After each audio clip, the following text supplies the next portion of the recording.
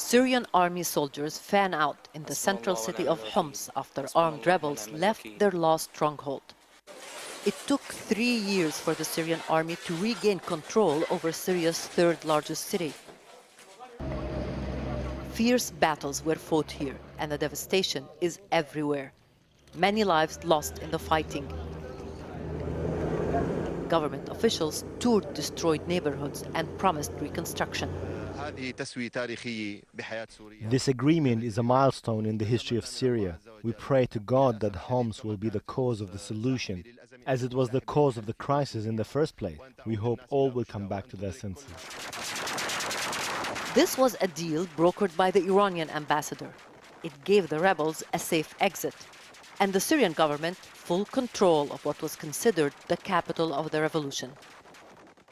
In return, the rebels freed pro-government hostages they had held for months. The rebels also allowed aid to reach some of the besieged villages that support President Assad. There's complete respect for the ceasefire according to the agreement between both parties, and there's a real ease by God and Syrians to try to reach their goals. For President Assad's supporters, this is a victory, a success in government efforts to extend its authority to areas that were held by the rebels ahead of presidential elections on June 3rd.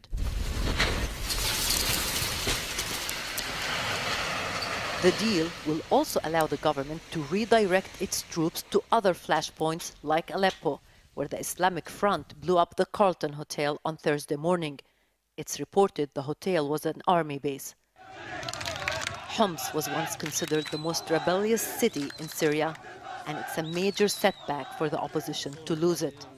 But the rebels vow they will retake it.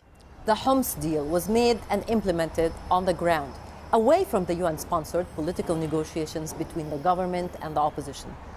Building on his forces' military advances on the ground, President Assad is hoping to regain control all over the country with similar deals in the major hotspots, and without having to pay political concessions for it. Rula Amin, Al Jazeera, Beirut.